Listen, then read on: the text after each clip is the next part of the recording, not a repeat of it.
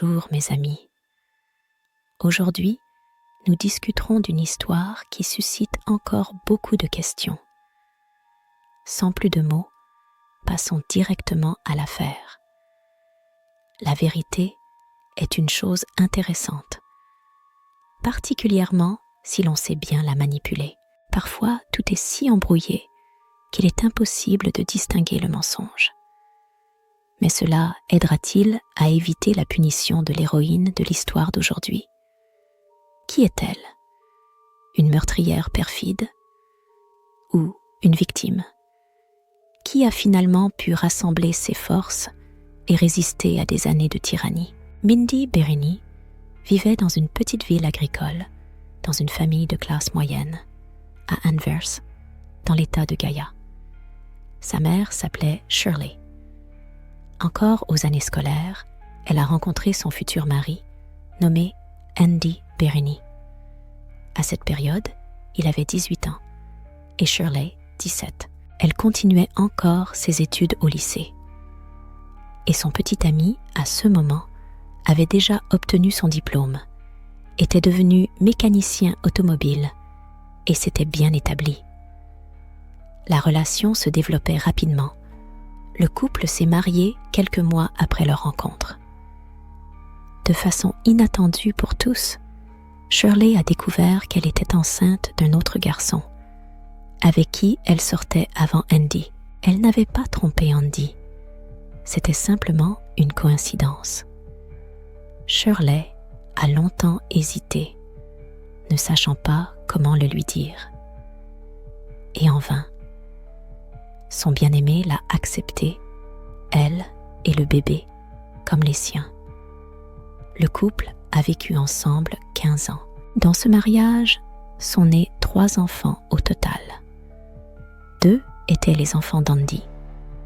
Mais après 1,5 décennies de bonheur familial, ils ont décidé de divorcer. Shirley a renoncé à la garde de ses fils Steve et Scott, ainsi que de Mindy, âgée de 6 ans. Elle craignait de ne pas pouvoir maintenir les enfants à flot en tant que mère célibataire. En conséquence, tous les 3 sont allés vivre chez leur père. Mindy a toujours aimé papa. Il semblait que ses sentiments parentaux étaient réciproques. Cependant, assez rapidement, des changements inquiétants ont commencé à se produire dans la vie de l'enfant. Déjà plus âgé, Mindy racontait que vers l'âge de 9 ans, son père l'a appelée pour la première fois dans sa chambre et lui a demandé de faire un massage.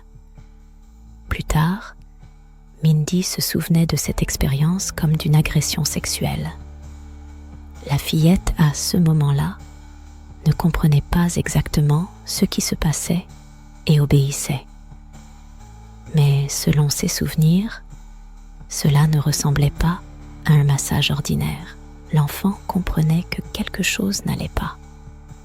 Finalement, elle a refusé d'aller dans la chambre de son père. À partir de ce moment, l'attitude de l'homme est devenue beaucoup plus cruelle. Mindy a commencé à exercer une pression morale sur ses enfants, les insultait et pouvait même utiliser la force physique. Finalement, les frères aînés ont décidé de quitter la maison. Mindy s'est remariée. Il semblait que cela devait améliorer la situation familiale difficile. Néanmoins, le père continuait de contrôler strictement l'adolescente. Mindy voulait s'amuser avec ses amis, comme toute lycéenne. Cependant, son père ne le lui permettait pas. Il est devenu très manipulateur, particulièrement quand l'héroïne de l'histoire est devenue plus âgée et a trouvé un travail au McDonald's le plus proche. L'homme la surveillait littéralement, tenait même un compte du kilométrage qu'elle parcourait en voiture. Andy fouillait régulièrement la chambre de sa fille et enregistrait et écoutait ses conversations téléphoniques.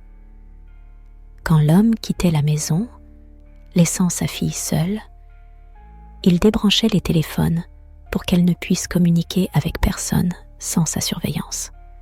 Bien sûr, elle voulait maintenir le contact avec ses pairs, comme les autres adolescents, mais cela provoquait la colère du père. Il écoutait souvent les dialogues de Mindy. S'il n'aimait pas quelque chose, il débranchait simplement le téléphone du réseau. Le père insistait que sa fille devait obéir strictement, mais elle ne voulait pas. À l'âge de 16 ans, le comportement de Mindy est devenu dangereux. Le père a plusieurs fois saisi sa fille et l'a étranglée. S'il elle résistait à sa tyrannie, il la jetait et la frappait, mais essayait de ne pas laisser de traces. Cependant, Andy l'intimidait. C'est pourquoi elle n'en parlait à personne. Cette même année, Mindy a appris qu'elle était enceinte.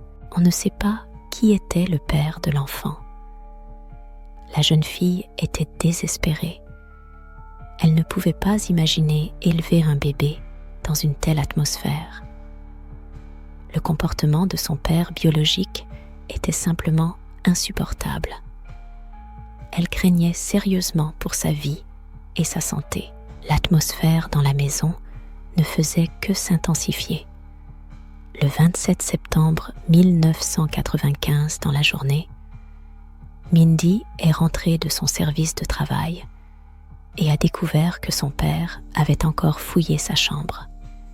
Cette fois, le cendrier qu'elle cachait dans l'armoire avait disparu. Andy était mécontent et avait dit auparavant que s'il la prenait encore une fois en train de fumer, ce serait la dernière fois qu'il la punirait. Selon la lycéenne, cela sonnait très menaçant. La future mère a eu peur. Le père l'a poussée à bout, puis, tranquillement, est parti vaquer à ses occupations. Plus tard, ce même jour, Mindy s'est précipitée dans sa chambre à l'étage et a saisi le fusil de chasse accroché au mur. Après cela, elle s'est enfuie dans la salle de bain. La jeune fille voulait se tirer dessus. Andy n'était pas à la maison à ce moment-là, mais il devait revenir d'une minute à l'autre. Tout s'est passé au moment même où elle a changé d'avis et allait remettre le fusil de chasse à sa place, de manière à ce que l'homme ne remarque rien. Malheureusement, Mindy n'a pas eu le temps. Quand Andy a ouvert la porte et a vu sa fille avec l'arme dans les mains, il est immédiatement entré dans une rage et s'est jeté sur elle. Selon Mindy, elle a eu très peur et était certaine que c'était la fin. L'homme s'est retourné pour fermer la porte et a dit qu'il allait maintenant lui donner une correction. Quelques secondes plus tard, un coup de feu a retenti. Vers 16 heures, le 27 septembre, Johnny, la seconde femme d'Andy, a appelé au poste de police. Elle a dit que Mindy avait tiré sur son père avec un fusil de chasse. Les policiers sont arrivés sur l'appel et ont trouvé l'homme en sang sur le sol de la maison. La lycéenne enceinte de 16 ans insistait qu'il s'agissait de légitime défense. Selon la jeune fille, elle avait subi pendant de longues années des violences physiques, sexuelles, ainsi qu'émotionnelles, une pression morale et un contrôle total de la part de son père tyran, qui la punissait cruellement pour les moindres fautes.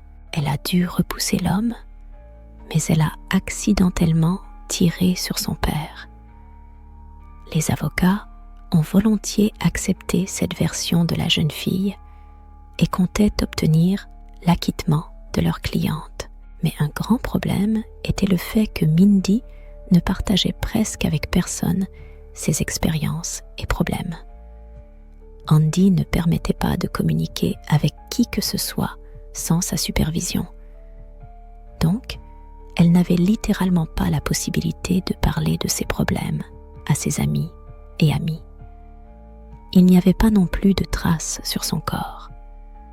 Ce facteur présageait de grandes difficultés. Convaincre les jurés de la légitime défense sans témoignage de témoins et sans preuve était devenu beaucoup plus difficile. La mère de la jeune fille insistait sur le fait qu'elle avait effectivement des problèmes avec son père.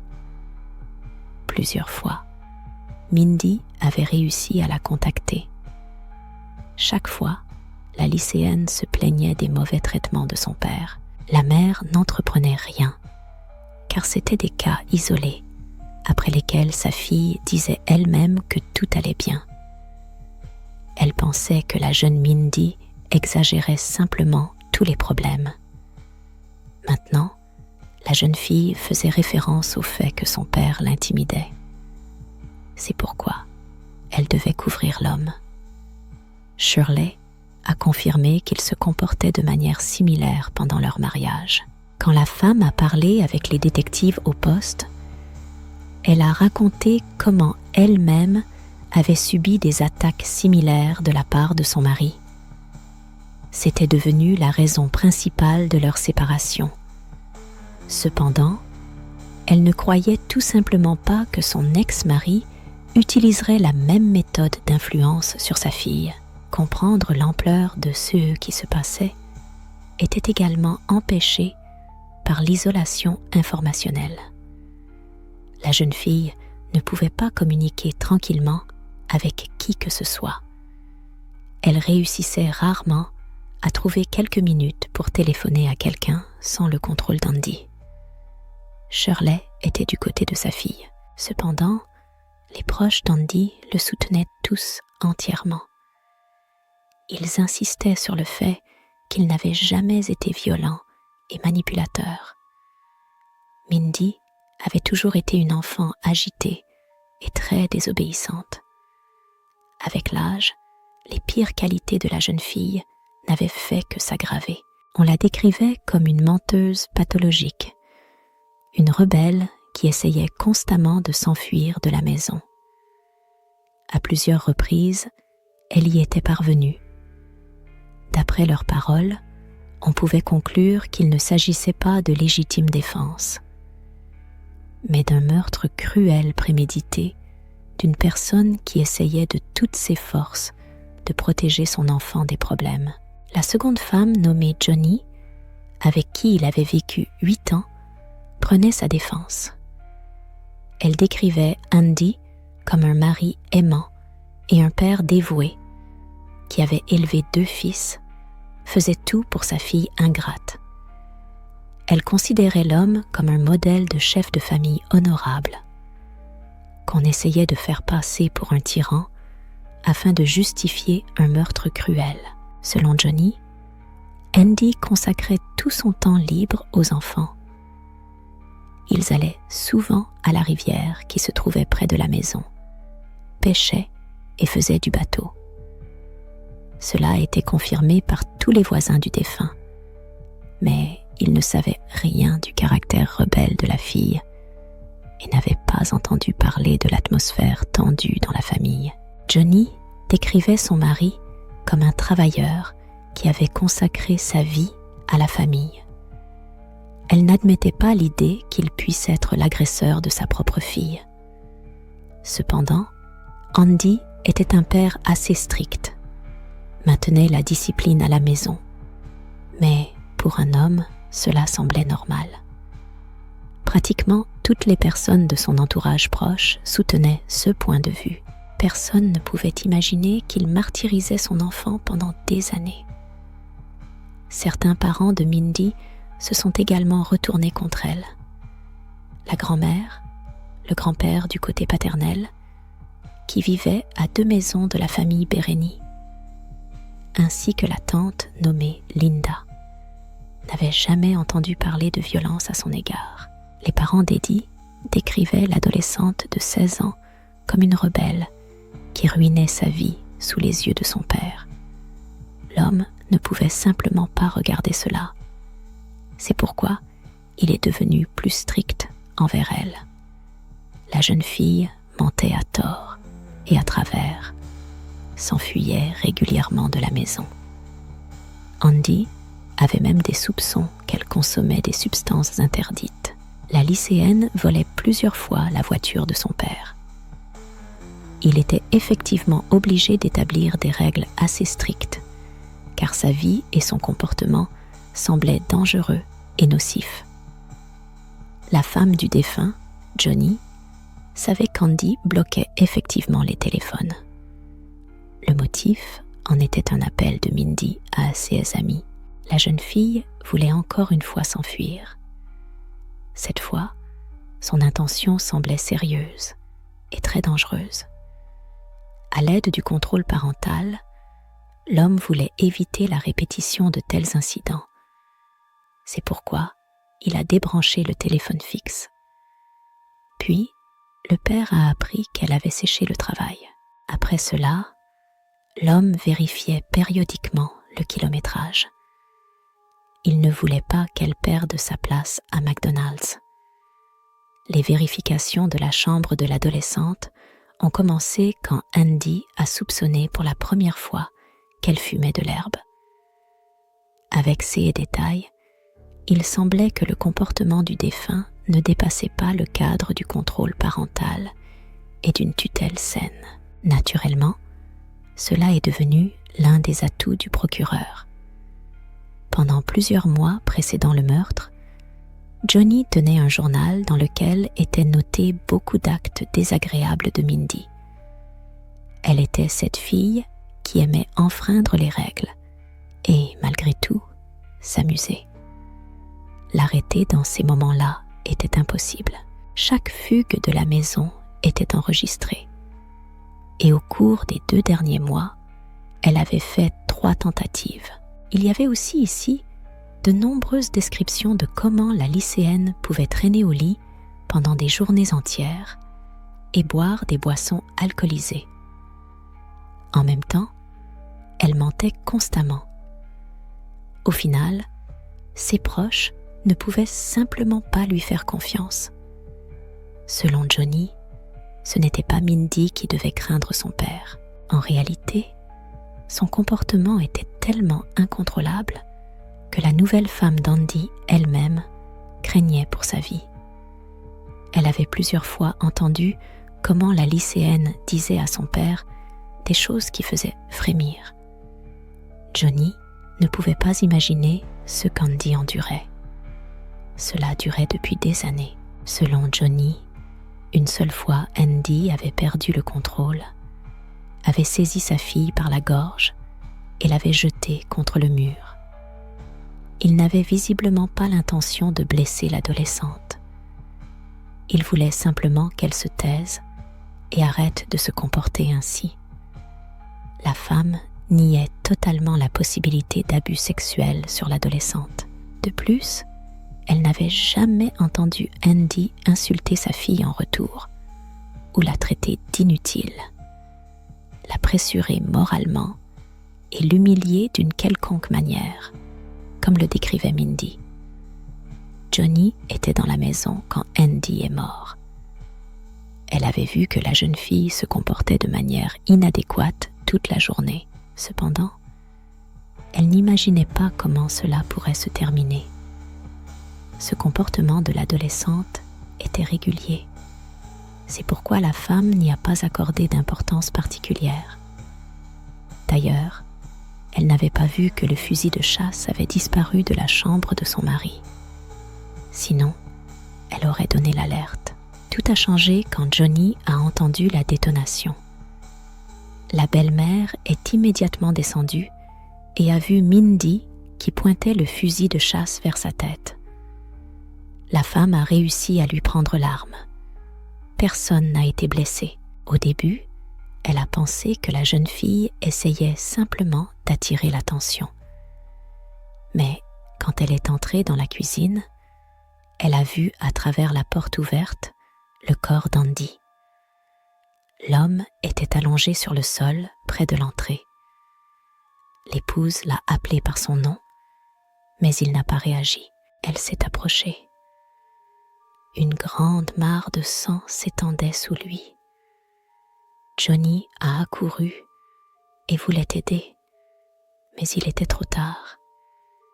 Mindy avait tué son père, qu'elle haïssait depuis de longues années sans raison particulière. La femme insistait sur le fait qu'Andy voulait simplement aider la jeune fille tout ce temps, la protéger des problèmes de la vie.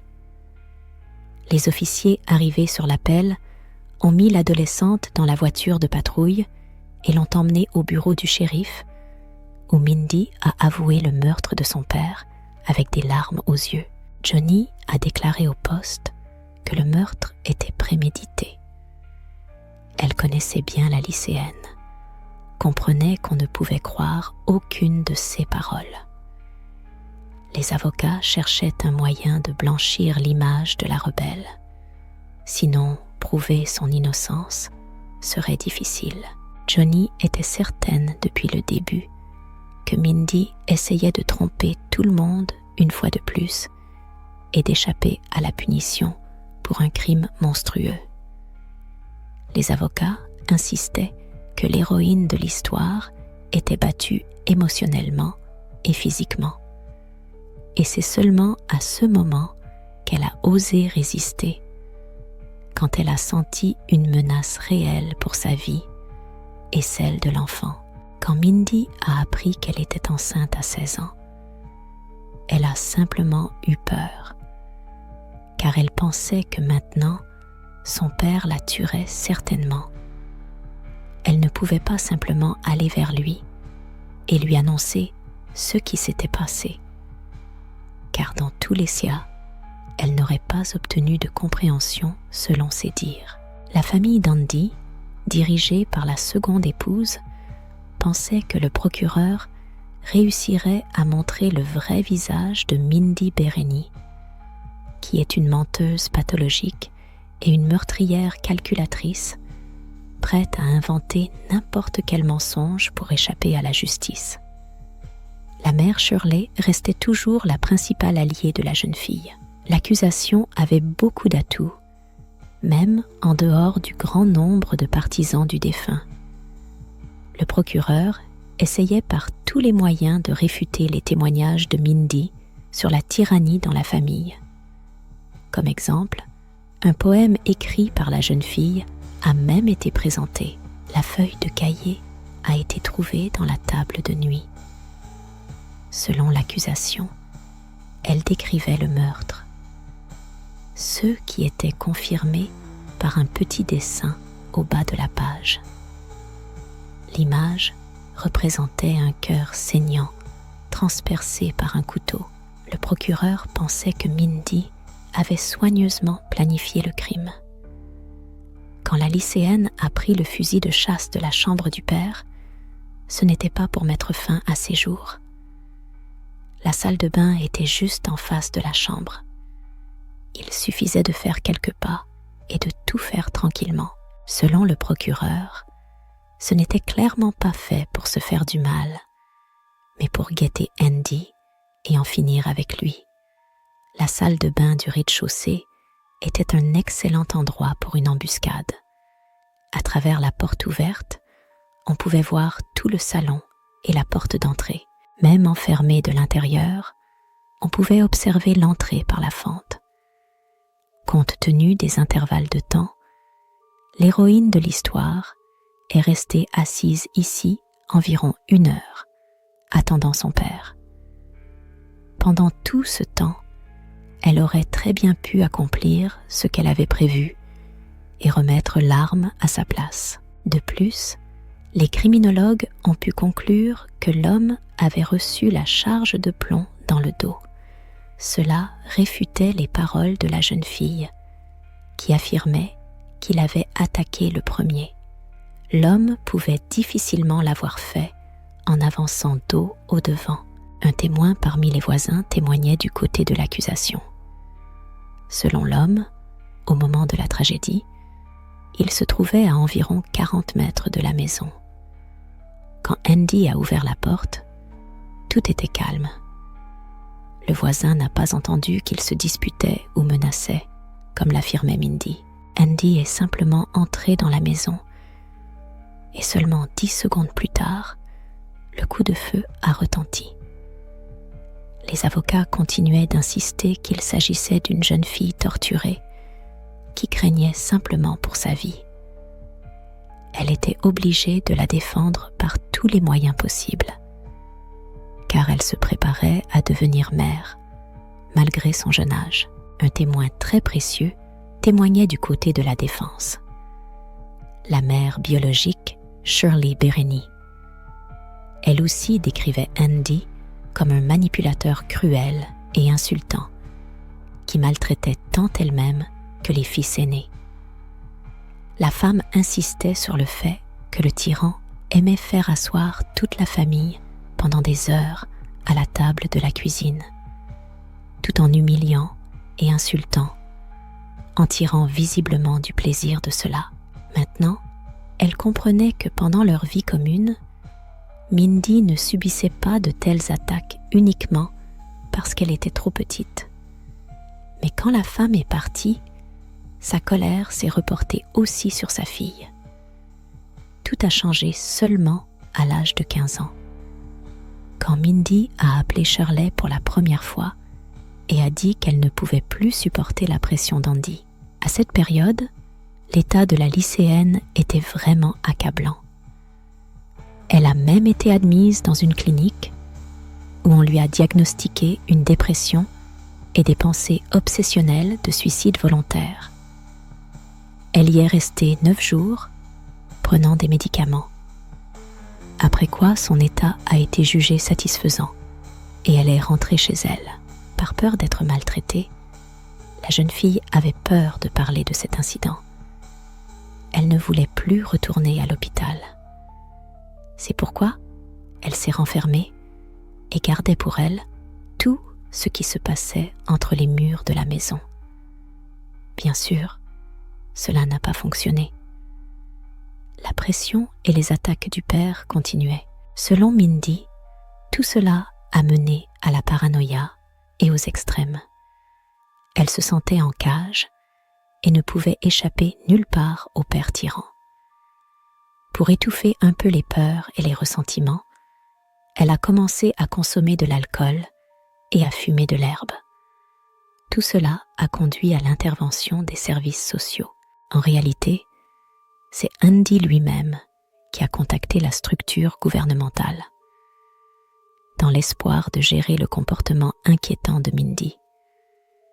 De façon inattendue pour l'homme, quand l'enquêtrice pour les affaires de maltraitance d'enfants nommée Laura Alvarada a parlé avec Mindy, elle s'est rangée du côté de l'adolescente. Selon son opinion, l'enfant n'était pas désobéissante ou incontrôlable.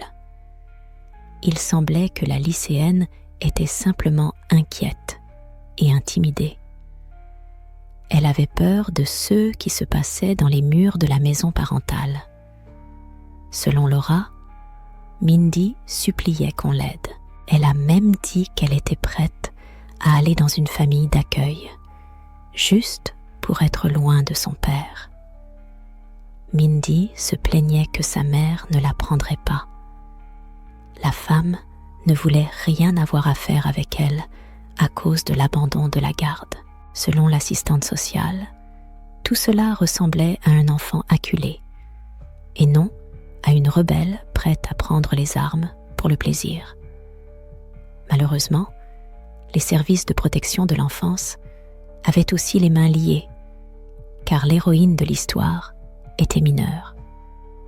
Par conséquent, la décision de ce qu'il fallait faire avec elle devait être prise par le tuteur officiel, c'est-à-dire le père. Laura a parlé avec Mindy plusieurs fois. Selon la femme, la dernière rencontre était différente de toutes les autres et semblait plus inquiétante. Il semblait que la fille ne voulait plus s'ouvrir et s'était renfermée. Probablement, Andy l'avait intimidée, mais les contrôles suivants n'ont révélé aucun problème. Le témoignage le plus attendu pendant les audiences était celui de Mindy pour sa propre défense. C'était une démarche risquée, car après de telles décisions, les jurés peuvent soit pencher du côté de l'accusé, soit prendre une position complètement opposée.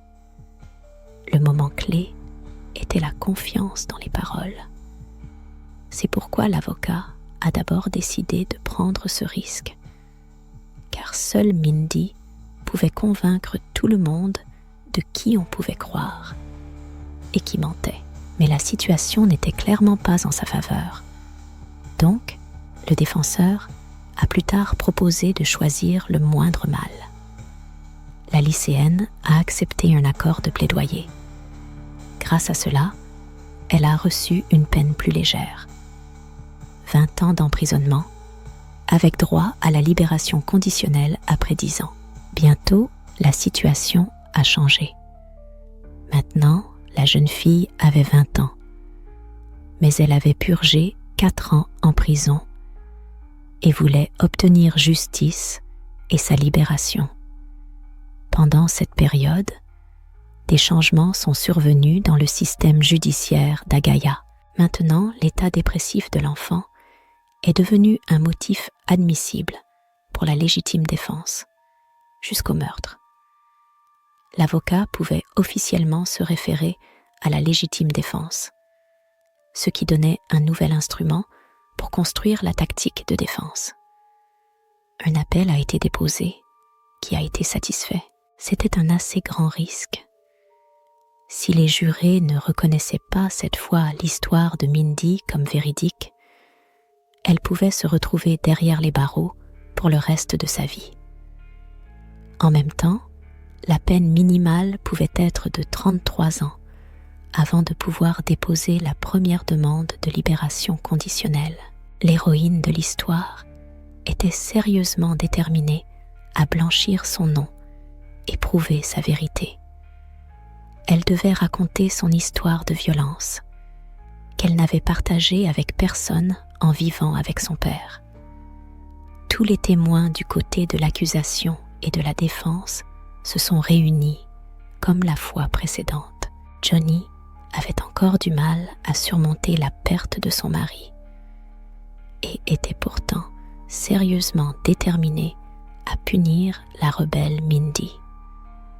La jeune fille au procès a de nouveau raconté l'histoire des violences sexuelles ainsi que physiques qu'elle avait subies pendant des années jusqu'au meurtre d'Andy. Selon ses mots, il la menaçait quotidiennement, la faisait passer pour stupide, utilisait n'importe quel prétexte pour l'humilier. Elle s'efforçait par tous les moyens de ne pas croiser l'homme. Chaque moindre rencontre menait à des accrochages et des dialogues désagréables. Bien sûr, quand on vit dans la même maison, ce n'est pas facile à faire. Le procureur a de nouveau commencé à énoncer les anciens arguments. La tactique de l'accusation n'a pas subi de changement substantiel. Le premier d'entre eux était la question de savoir pourquoi Mindy n'était pas allée dans la salle de bain située à quelques mètres de la chambre du père pour mettre fin à ses jours. Pourquoi descendre dans ce lieu précis qui s'est avéré idéal pour tendre une embuscade au père? Selon la jeune fille, elle l'a fait parce qu'il y avait une douche en bas. Elle comptait se tuer ici pour que le nettoyage du sang soit plus facile. L'accusée a aussi commenté son poème avec le dessin ambigu, en disant qu'elle avait ainsi reflété ce qu'elle ressentait à ce moment-là. Le cœur ensanglanté avait été dessiné après une nouvelle dispute avec son père. La jeune fille ressentait de la douleur et du vide.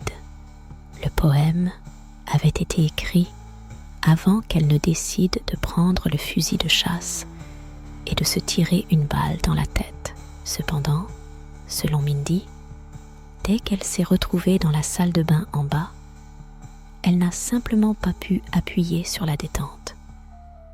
Elle comprenait que maintenant, elle aurait un enfant.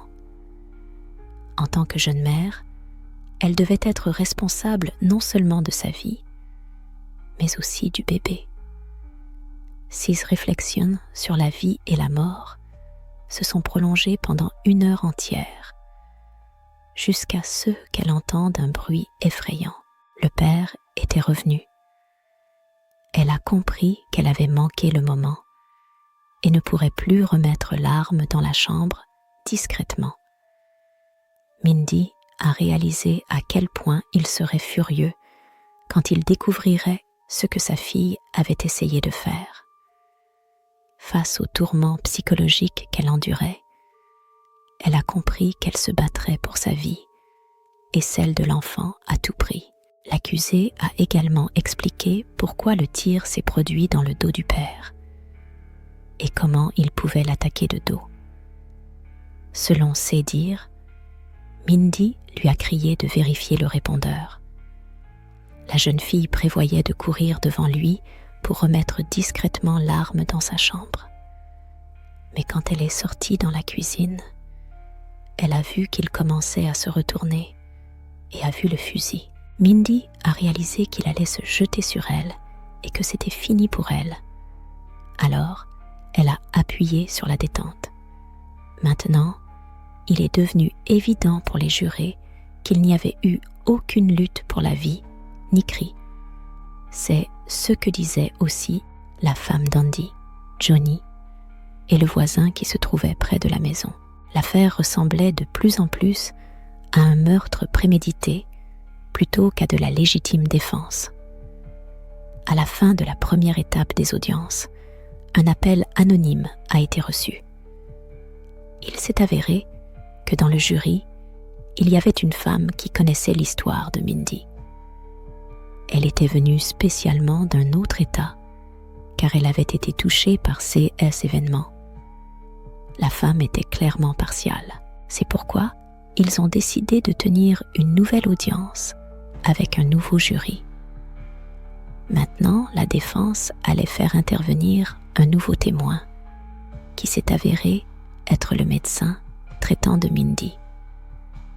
Il l'avait suivie pendant la période où elle s'était retrouvée pour la première fois sur un lit d'hôpital à cause de la dépression et des pensées obsessionnelles de suicide volontaire. L'expert a confirmé que la jeune fille était en dépression profonde et présentait des signes évidents de stress post-traumatique. Elle sursautait au moindre bruissement et bruit de pas.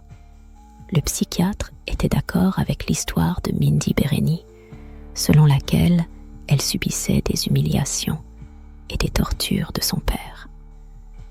C'est pourquoi sa légitime défense s'est avérée tout à fait logique, particulièrement sur fond de peur pour sa vie et la santé du bébé. Les deux parties de ce débat avaient des atouts. Comme il s'est avéré, le procureur avait gardé les témoins les plus importants pour la fin. Ils avaient aussi trouvé un spécialiste en psychiatrie qui niait totalement la conclusion de l'expert de la clinique où Mindy avait été soignée. Un coup encore plus dur pour l'accusé ont été les paroles de ses frères biologiques qui niaient les faits de violence domestique dans la famille, dont parlaient constamment la mère et la sœur biologique. Cependant, ils ont refusé de témoigner au tribunal. Donc, ils n'ont pas pu causer beaucoup de dommages à la jeune fille.